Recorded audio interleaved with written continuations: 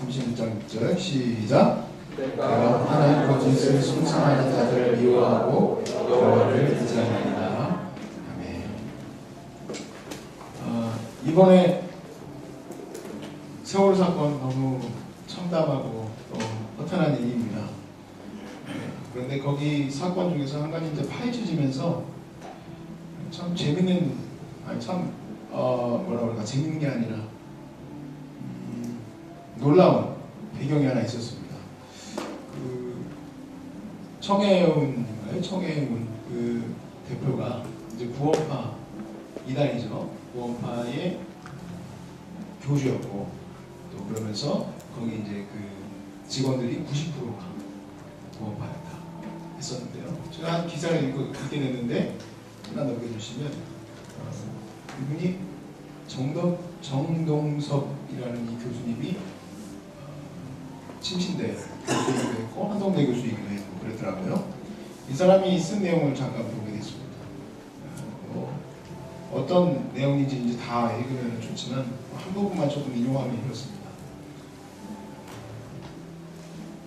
이분에 대해서 조금 설명을 드리면, 원래는 77년에 탈퇴를 했는데, 원래 그 전에 이제 9년간 유병원 그 회장의, 너무 많이 넘었어요. 가만히 앉으세요. 앞으로 넘어오세요. 그 9년 동안 그 사람이 이제 옆에서 통역을 했대요. 그리고 77년에 탈퇴를 했고 80년도에 고 하는 목사님 도움으로 이제 회심을 했다고 합니다. 이분이 이렇게 썼어요. 시한부 종말론 집단은 돈을 벌기 위해 수단과 방법을 가리지 않는다. 예전에 여러분 오대양 사건 아시죠? 시한부 종말론 사건으로 수단과 방법을 가리지 않는다. 일본에서 폐기체분하려던 배를 가져와 증축을 했다. 안전보다는 돈이었다. 유 씨는 구원파 신도들에게 일자리를 제공하고 저임금으로 부를 축적하려 했다. 이 방해를 착취해서라도 돈을 끌어모아야 한다는 사교 집단의 잘못된 가치관이 참사로 이어졌다. 사이비 종교 집단의 잘못된 교리, 도덕적 회의가 이런 끔찍한 열매로 나타났다. 이렇게 생각할 겁니다. 저 사람들은 이단이니까. 그 구원파 교리 자체가 굉장히 무서운 열매를 맺고 말았습니다. 우리는 보는 대로 살아가는 것 같아요. 우리가 보고 있는 것은 뭐 예수님께서 우리를 위해서 십자가에 죽으신 거 아니겠습니까? 희생과 사랑 아니겠습니까? 근데 이 사람들은 성화라는 것 자체가 없어요. 성화라는 것 자체가 없어요. 어차피 자기가 태어난 날만 아는 것처럼 구원받은 날만 알면 어차피 다 상관없다 생각하기 때문이죠. 그런데 그 사람들이 이단이니까 저렇게 된 거라고 말하겠지만, 제가 오늘 함께 얘기하려고 하는 것은 뭐냐면, 우리가 가진 신앙관도, 내가 가진 신앙은 같이 여러분이 대한예수 장로에서 공부한 목사님들을 통해서 지금 여기 이 교회에 계신 분들은 그렇게 같이 그 안에서 성경을 배우고 또 신앙을 나누고 교회를 이루어가고 있습니다. 근데 그 안에 있는 여러분 신앙은 어떤가? 그걸 여러분이 한번 생각을 해보세요. 실제 자기의 삶을 지탱하고 있는, 저희가 지금까지 훈련시켜오면서 좌절할 때도 있었어요. 이 친구는 왜 복음을 제대로 받아들이고 훈련까지 똑바로 받은 친구가 왜 헤맬까? 신앙이 도대체 어떻게 생겨먹었길래 이렇게 똑바로 가지 못할까? 여러분, 신앙은요 굉장히 중요합니다. 그거는 열매를 맺기 때문에 열매로 그것을 알 수 있어요. 열매로. 그러니까 뭐 그 사람이 말하고 뭐 하는 거에 대해서 여러분 너무 신경 쓸 거 없어요. 어떻게 사느냐? 예수님 같이 사느냐? 그렇죠? 보는 대로 살아가는 거 아니겠습니까? 배경에서.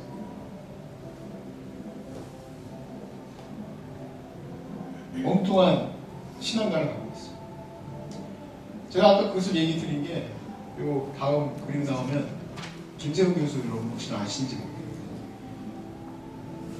이걸 한번 또 인용을 했다. 2013년도 사실은 있었던 주제 강연이었는데, 그때 이런 얘기를 했습니다. 하나 더 들어보시죠.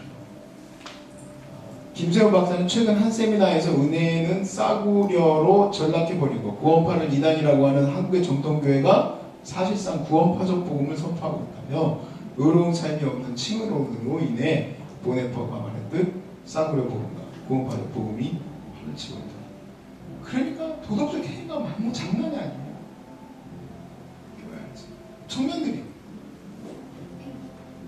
교회 장로님들이, 교회 집사님들이 다 지금 일선에서, 그렇지 않습니까? 지금 다 일선에, 직장 일선에 있고 가정 일선에 있는데 이 사람들은 구원받은 사람인지, 구원을 받아서 감사해서 거룩함을 받아서 감사해서 거룩함을 이루어가며 살고 있는 건지, 아니면 뭐 구원 받은 티켓 가지고 있다라고 생각을 하고 있는 건지 할 수가 없어요.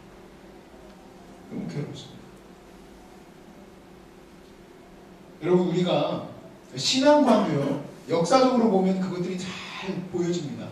우리 얼마나 정말 초대교회 성도들의 신앙관, 정말 이제 곧 오실 예수 그리스도를 바라보는 마라나타 신앙 아닙니까?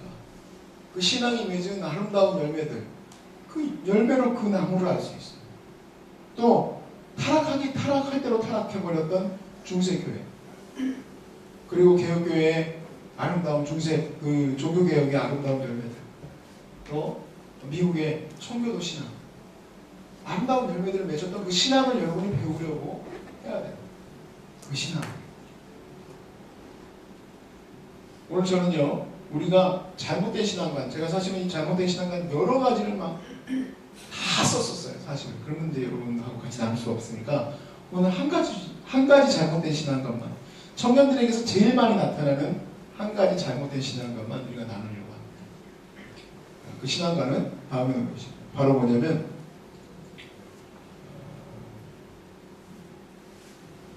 첫 번째, 우리 오늘 본문에 읽었던 말씀입니다.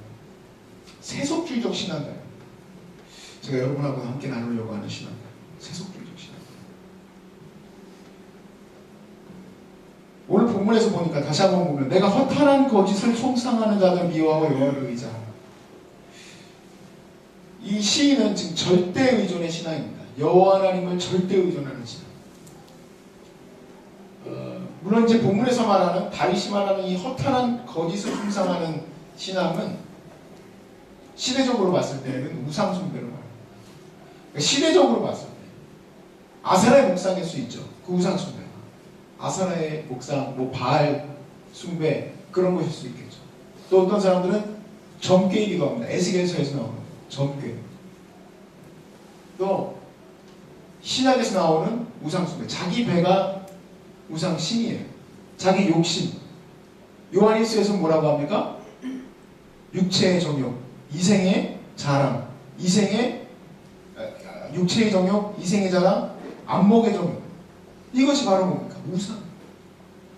허탄하고 거짓된 것을 숭상하는 것을 우리가 말합니다. 한 가지로 얘기할 수는 없어요. 여기 숭상이라는 단어가 바로 뭐냐면 자랑입니다. 자랑. 숭상, 교만, 자랑. 여러분, 유대인들 가운데에도 어떻게 유대인들 가운데 여호와를 의지하고 살아야 될 거 아니에요? 유대인이라면 뭡니까? 여호와를 숭상하고 여호와를 숭배하고 여호와가 자랑되어져야 될 사람들 아닙니까? 그 사람들 안에 어떻게 허탄한 존재가 자랑될 수 있어요? 사실 이 부분은 거의 모든 사람들의 대부분의 마음입니다. 뭐냐면 보이지 않는 하나님보다는 보이는 그 무엇인가를 의지하는 게 더 낫다는 거죠. 여러분, 왜 부족을 겪다? 왜 점괘를 보려고 합니까? 왜 사람들은 그 무엇인가, 미래의 불안함을 대처하기 위해서 하나님을 붙들기보다는 그 무엇인가 나타나는 것을 붙들려고 합니다. 왜냐하면 우리 마음이 무엇인가를 의존해야지만 하기 때문이죠. 야고보서 4장 13절에서 17절에 우리의 이 허탄한 신앙, 야고보서 4장 13절에서 17절 한번 펴보시기 바랍니다.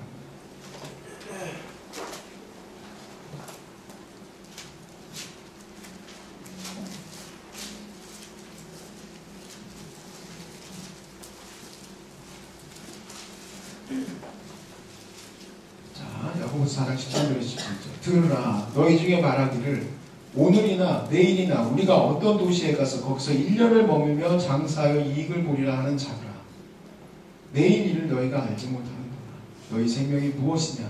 너희는 잠깐 보이다가 없어지는 안개니라.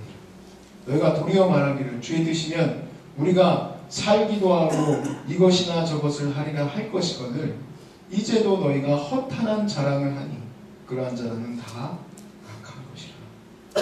여기서 15절 말씀에 너희가 도리어 말해야 될 때 어떻게 말한다고 했습니까?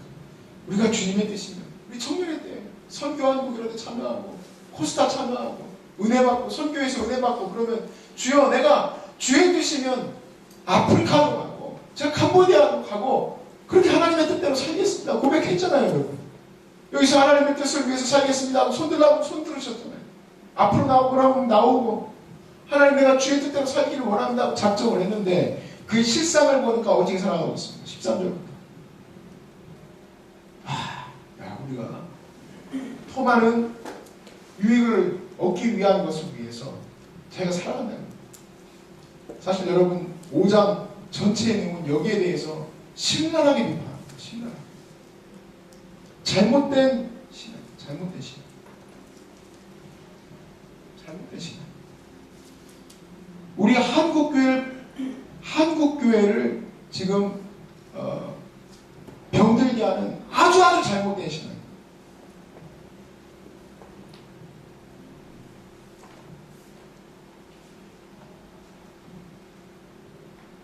우리가 육체 가운데 얻어진 그 무엇을 그것을 숭상하고 그것을 자랑하고 살아간다면 우리는 허탄한 인생을 살아가는 겁니다. 죄악된 17절에 그래서 그렇게 얘기하지 않습니까? 그러므로 사람이 하나님의 그 선한 행함을 알고도 행하지 않으면 뭡니까? 그럼 죄죠. 그래서 두 번째 여러분하고 나누기를 원하는 것은 나의 신앙의 실체. 나는 왜 헤매는가? 저는 이 허탄한 자랑을 쫓아가는 사람, 허탄한 자랑을 쫓아가는 삶은 결국에는 헤매요. 젊은이들이 다 헤매요. 우리가 다 준비하고 살아가지 않습니까? 앞으로 내가 무엇을 해야 돼? 여기서도 오늘 본문의 그 야고보서 말씀에서도 우리가 1년 정도를 이 마을에서 머물면 그 큰 이득을 얻을 것이다. 1년이지만 야고보서에서는 우리는 준비할 때 보통 하나 하려고 하면 4년 정도 걸립니다. 내가 한번 생각을 해봤어요. 예를 들어서 무슨 국가고시를 공부하거나 공무원 공시를 공부하거나 교육공무원을 하려고 하거나 해도 공부해도 최소 2년, 3년, 4년 준비하지 않습니다. 대학원 공부를 해도 한 4년, 2년씩 걸리고. 그런데 중요한 것은 그걸 하냐 안 하냐의 문제가 아니라 따라합시다. 왜 해야 하느냐. 이 왜 해야 하느냐에 대해서 주님 앞에서 대답을 하셔야 돼요. 왜 해요?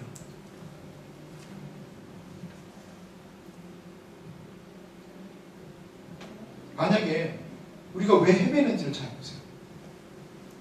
옆 사람들이, 내 친구들이 내가 나하고 같이 공부했던 애들이 어디 선생님이 됐다, 뭐 했다 하면은 어떻습니까? 불안하고. 나는 지금까지 뭘 준비했다. 내가 이것들을 준비해 나가야 되는데, 내가 저것들을 해 나가야 되는데, 자기에게 주신 소명은 이미 잊어버린 지 오래됐어요. 그러니까 계속 그것 때문에 헤매이는 거예요. 자기하고는 전혀 옷도 안 맞고, 자기하고는 색깔도 안 맞는데, 전부 거기 달려들어가 있어요. 제가 신림동에서 사역을 2년 동안 했다고 그랬죠. 신림동 가보세요. 잔뜩 있어요. 노량진 신림동 그쪽. 준비하는 젊은이를 잘못했다는 게 아니라 왜 자기의 옷에 맞지도 않는 거 가지고 자꾸 뛰어들어가지고 불나방처럼 뛰어들어서 정신을 잃어버리는 거지. 하나님 주신 소명을 잊어버린 지가 오래됐다. 여러분 아시지 않습니까? 타이틀 하나 가졌다고 해가지고 그것을 책임질 수 있는 거 아니잖아요. 실력이 없잖아요. 실력.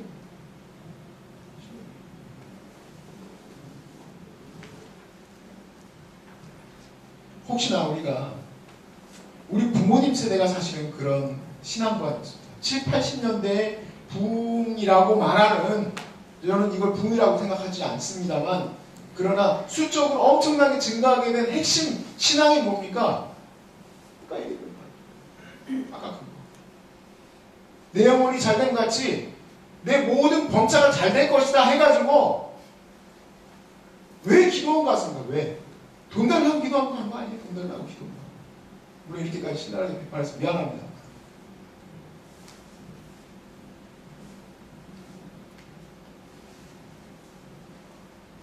이 성공주의잖아요. 그래서 성공주의를 집요하게 우리에게 주입했을지도 몰라요. 네가 지금 교회 갈 때냐?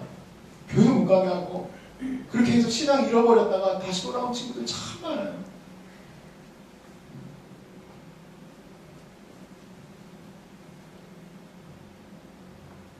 얼마나 그것 때문에 우리가 가람을 느꼈습니까? 영혼의 가람을 느끼고 내가 이게 아닌데 하고 이제 주님 앞에 돌아오지 않았습니까? 그런데 그렇게 겨우겨우 돌아온 사람들이 7년이나 헤매요.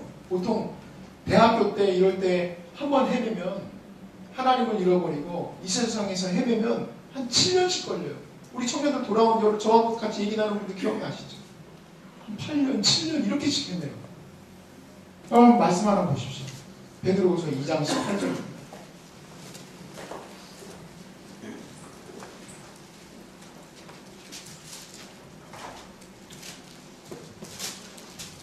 베드로후서 2장 18절에서 21절까지. 자, 같이 읽어봅시다. 시작. 그들이 허탄한 자랑의 말을 토하며 그릇되게 행하는 사람들에게서 겨우 피한 자들을 음란으로서 육체의 정욕에서 유혹하는도다. 그들에게 자유를 준다 하여도 자신들은 멸망의 종들이니 누구든지 진자는 죽인 자의 종이 되리라. 만약에 그들이 우리 주 대신 구주 예수 그리스도를 알므로 세상의 더러움을 피한 후에 다시 그 중에 얽매이고 지면 그 나중 형편이 처음보다 더 심하리니 의의 도를 안 후에 받은 거룩한 명령을 저버리는 것보다 알지 못하는 것이 도리어 그들에게 나으리라.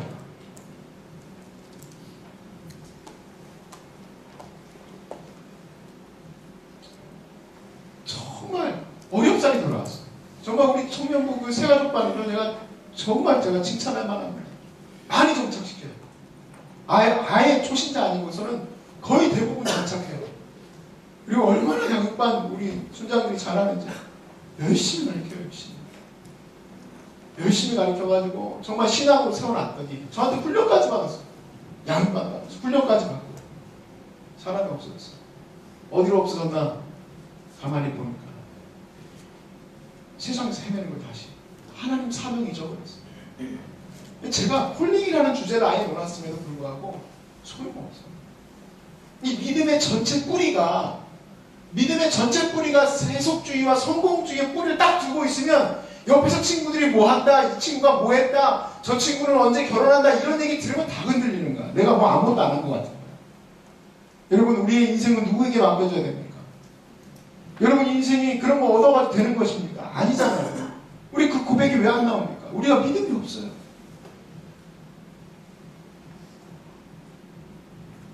여기 뭐라고 되십니까? 19절. 결국에는 자유를 주어도 자유를 줬잖아. 여러분에게 복음이 여러분에게 세상으로부터 자유를 주었는데 왜 또 저 멸망에 가증한 것들의 종이 됐냐 이게요. 왜? 목사님들도 그렇고 종교 지도자들도 그렇고 전부 멸망에 가증한 종이 되어서 차라리 그들이 구원의 아름다운 그 구원의 복음을 듣지 않는 게 더 나을 뻔했다 이게요. 왜냐면 다 같이 지금 흔들리니까 다 같이 이게 맞나 저게 맞나 하고 헷갈려가지고 청년들이 7년 8년 동안 헤매다가 돌아왔는데 훈련도 받았는데 다 가짜 지금 종이 써놓은 거 경건생활 7번 했습니다 10번 했습니다 다 가짜. 숫자밖에 더 돼요 그게. 그거 받은 건 뭐야? 경건생활 받아. 그거 해가지고 그 뿌리를 믿음에다가 확 받고 그래서 하나님께서 주신 그 삶을 살 때 청년들 안에서 좋은 열매가 맺히는 거 아닙니까? 우리 이 시대에 정말 이 말세의 이 시대에 정말 하나님께서 이 교회에서 바라는 열매가 뭐겠습니까? 사랑의 열매가 맺혀야 하는데 전부 성공주의와 세속주의에만 다 뿌리를 박아가지고 다 흔들리는 거예요. 옆에서 조금만 흔들면 마귀가 와가지고 조금만 흔들면 정신을 놓는 거예요. 정신.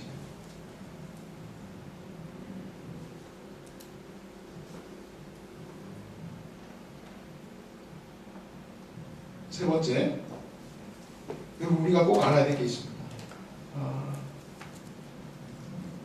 지금 주신 삶, 현재예요, 현재.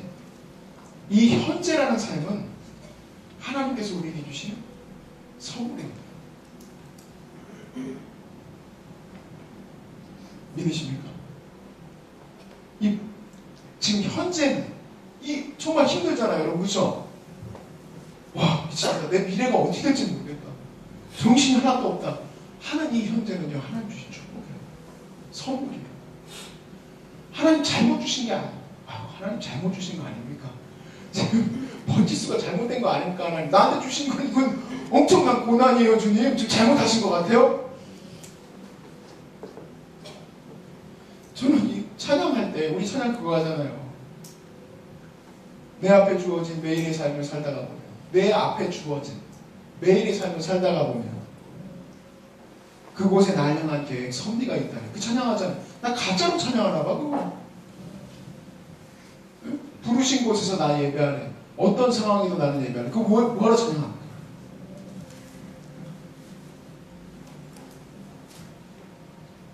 오늘 한 청년과 대화를 나누는데 굉장히 본인의 거리가 적다는 거예요.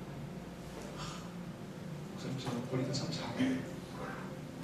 그래서 앞으로도 이런 일을 해야 되는지 굉장히 두려움이 돼요. 제가 오늘 얘기 나누고 했었던 핵심 주제의 그 신앙과는 그대로 갖고 있어요. 그 뿌리 전체가 세상에서 어떻게 살아야 되나, 여기 그냥 뿌리를 두고 있어요. 제가 그래서 그랬어요. 아무개야 너는 참 돈 많이 받고 있는 거다. 그랬어요. 제가 24살 때부터 전도사 사역을 시작했습니다. 그전에도 저는 했지만 봉사 24살 때부터 정식으로 아버님 교회에서 전도사로 발령이 나서 노예에도 소속된 전도사로서 일을 했어요. 제가 그 교회에서 6년간 일을 하고 유학까지 가게 됐습니다. 6년간 일을 했는데 6년간 일하면서 사례를 받은 적이 없습니다. 물론 목사님들 책정된 사례에 대해서 밝히는 것 자체가 웃기는 일입니다. 제가 그때 사례가 책정된 거예요. 책정된 거. 그러니까 주지는 않으셨는데 책정된 금액이 40만 원. 제가 많이 받는다고 했어요. 그래서 어떻게 살았냐면 제가 그래서 그랬어요. 나는 안 해본 아르바이트가 없고, 그리고 우리 어머니가 책을 하나 쓰셨거든요. 거기서 나오더라고요. 왜 쓰셨는지 몰라요. 아이스크림 장사가 했습니다. 이제 공장에 가가지고 아무튼 우리 경제 시간에 배웠잖아요. 독과점. 독과점을 하는 방법을 경제 시간에 배웠으니까 아이스크림을 빙그레 그 공장 가가지고 아저씨 그 아이스크림 2박스만 주세요. 받아가지고 드라이 아이스 다 넣어가지고 그거 가지고 독과점 어디서 할 수 있는지 아십니까? 산 꼭대기입니다. 그걸 등에다 메고 수락산 혹시 아시는지 모르겠는데 노원구에 있어요. 수락산까지 끌고 올라가서 팔려고 했더니 벌써 어떤 아줌마가 와 있더라고요. 거기서 소위 말해서 나하발이라는 걸 거기서 알아가지고 절대 못 팔게 하더라고. 그래가지고 제가 남도로지로 더 올라가야 되겠다 싶어가지고 남도로지로 올라가다 죽을 뻔했죠. 아무튼 그렇게 돌아왔어요. 아마 저는요 애시당초 그런 생각은 안 했지만 여기 있는 거의 대부분의 청년은 그렇게 생각할 겁니다. 여러분의 가치는 뭘로 매겨집니까? 여러분 스스로가 아니라고 해도 월급으로 매겨지잖아요. 앞으로 나는 어느 정도의 월급을 받는 사람이에요. 여러분 가치는 월급을 매겨질 수 없습니다. 저는 확신한 건데 여러분 자꾸 월급 얼마 받는 거에 대해서 집중을 두게 되면 절대로 제대로 된 인생 못 삽니다. 여러분 왜냐하면 남들과 비교해서 잘하지는 못하는 것 같아요. 여러분 뭐 하등하다 뭐하다 하는 게 아니라 왜냐하면 자기 옷에 맞는 곳에서 경쟁을 하고 있지 않기 때문에 하나님께서 다 그리로 몰려가가지고 야 너희 그리스도인들은 전부 다 공무원 되라 하고 성경책에 써 있습니까? 하나님이 모든 사람들에게 주신 은혜가 있고 소명이 있잖아요. 소명이 있어요.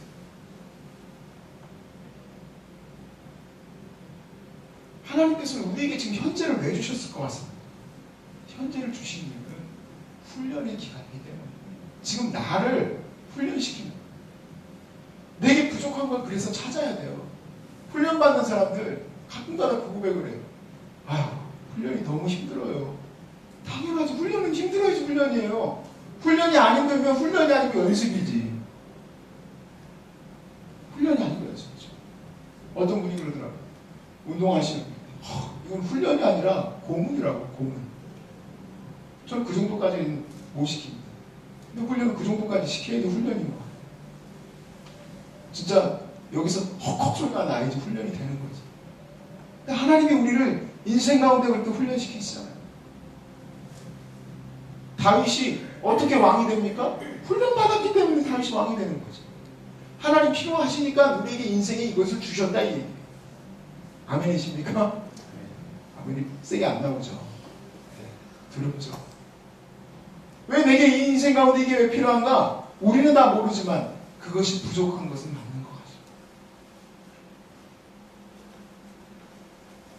여러분이 무엇인가 계획을 세울 때는 그렇기 때문에 하나님 나라를 세워가는 데 있어서 내가 하나님 나라를 세워가는 데 있어서 지금 내가 훈련이 안 된 부분이 이런 부분이 정말 훈련이 안 돼요. 그것을 준비하기 위해서 3년이고 4년이고 투자하십시오.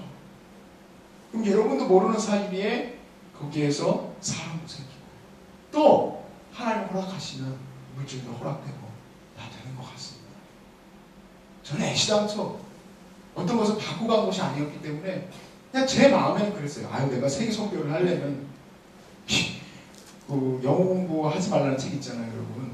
일단 그 책을 내가 확실히 받았습니다. 영어 공부를 하지 말자. 차라리 가서 살자. 돈은 없지만. 그래서 갔어요. 그리고 어쩌다 보니까 3년이 지나고 나니까 뭐 이렇게 공부도 하고 뭐 아내도 만나게 되고 그런 일들이 있었지만 결론적으로 제가 쫓아가서 살아갔던 삶이 스펙 만들자고 살아간 삶이 아니고 하나님 주신 내 삶에서의 스토리를 찾아서 간 거죠.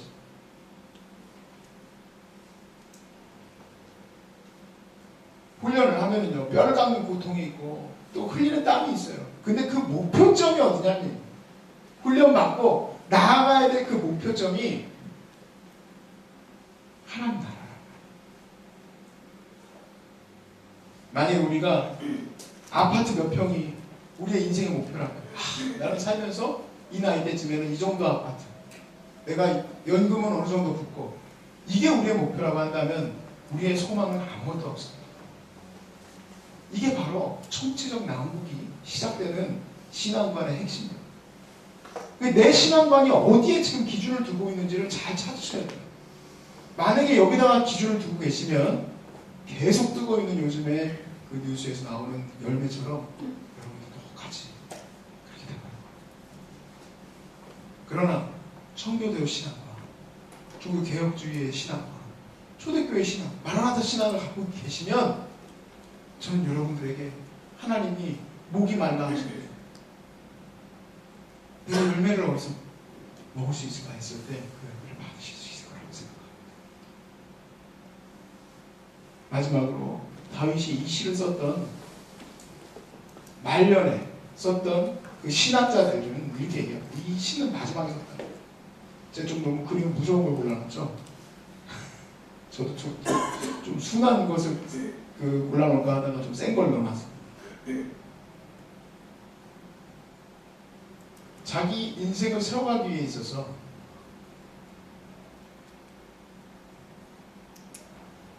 다윗이 자기 인생을 준비해 나가야 됩니다. 자기 인생. 다윗도 어린아이가.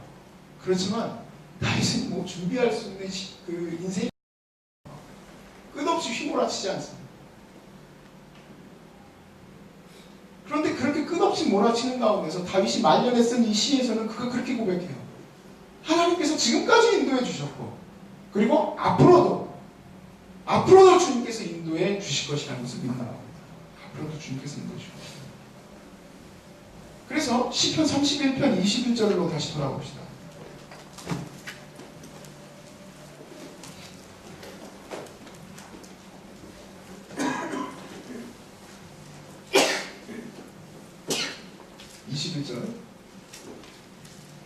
여호와를 찬송할지어다.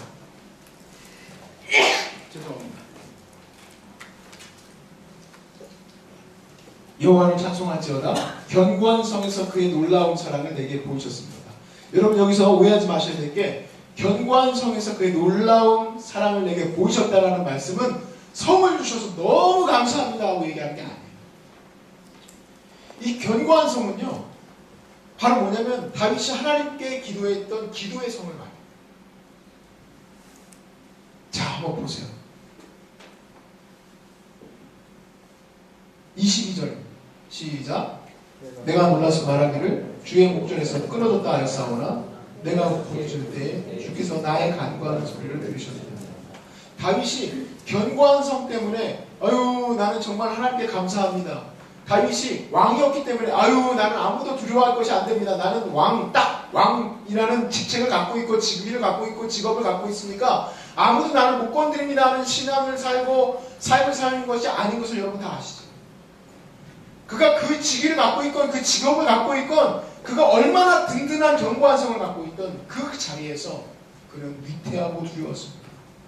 그 주의 앞에서 끊어질까 두려웠습니다. 놀라서 하나님께 기도했습니다. 주여 나를 도와주옵소서. 그랬을 때 하나님께서 어떻게 했습니까? 그의 간구하는 소리를 들으셨다. 그래서 그가 그 견고한 성 안에서 하나님을 만났습니다. 23절에 너희 모든 성도들아 여호와를 사랑하라. 여호와께서 진실한 자를 보호하시고 누구를 보호하십니까? 진실한 자를 보호하세요. 진실한 자. 누구를 보호하십니까? 진실한 자를. 교만하게 행하는 자에게는 엄중히 갚으시는 거예요. 여호와를 바라는 너희들아 강하고 담대하라. 어쩌면은요 저나 여러분이나 청년의 시기에 있기 때문에 가장 위태한 시간입니다. 앞으로 무엇이 일어날지 모르는 시간. 그런데 가장 강건한 시간이 되길 바랍니다. 여러분이 무엇을 붙들었기 때문이 아니고 하나님을 붙드는 훈련이 돼야 됩니다. 뭐 붙들 게 없다. 하나님밖에 없다는 게 얼마나 귀한 건지 아십니까? 그래서 우리가 이런 고백이 나왔습니다. 위태할수록 더 기쁩니다. 더 훈련되고 있습니다. 내가 더 부족한 게 느껴졌습니다. 여러분 우리가 왜 빨리 직업을 바꾸고 싶어 합니까? 우리가 왜 빨리 직장을 떠나고 싶어 합니까? 왜냐하면 두렵기 때문에 그래요. 뭔가 나하고 안 맞는다고 생각하고 지금 훈련받는 것에 정확하게 있지 않아요. 왜 훈련 그만두려고 합니까? 힘드니까.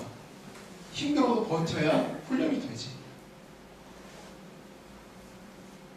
때로는요 세상에 헛된 것을 쫓아가는 사람들은 그것이 다인 양 자랑을 하지만 오늘 이 말씀입니다. 그러나 저와 여러분은 혹시라도 남들은 다 자랑하는 것처럼 들려도 그 말이 두려워도 여러분이 혹시 아르바이트를 해야 될 수도 있고 혹시 여러분이 하나님 사명 따라 살 때 남보다 적은 돈을 내고 식사를 때워야 될 수도 있어요. 저도 제가 유학할 때 제가 하루 동안 먹었던 돈이 2불에서 3불이었어요. 거짓이 아니에요. 제가 점심에 무게재 가지고 먹었던 그 무게재 가지고 먹거든요. 거기서 스텝 식당에서. 근데 돈이 없어가지고 3불 가지고 샀던 그걸 가지고 점심에 반쪽에서 먹고 저녁에 그것도 먹고 그랬어요. 목사님들이 밥 사가지고 도시락 먹을 때 그 반 가져온 거 같이 이렇게 나눠 먹는 척하면서 밥도 다 먹고 그랬어요. 근데 그 목사님들도 가난하니까 잘 안 주더라고요. 진짜 그랬어요. 그래야 될 수도 있어요. 그래야 될 수도 있어요. 그런데도 필요하니까 하나님께서 허락하셨겠지.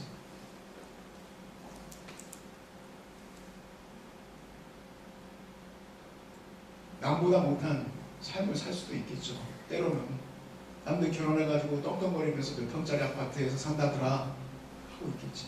그런 말 하나도 듣지 마십시오. 사명 붙던 사람들은요 그런 것들이 들리지 않죠. 우리 영혼이 어디서 안전합니까?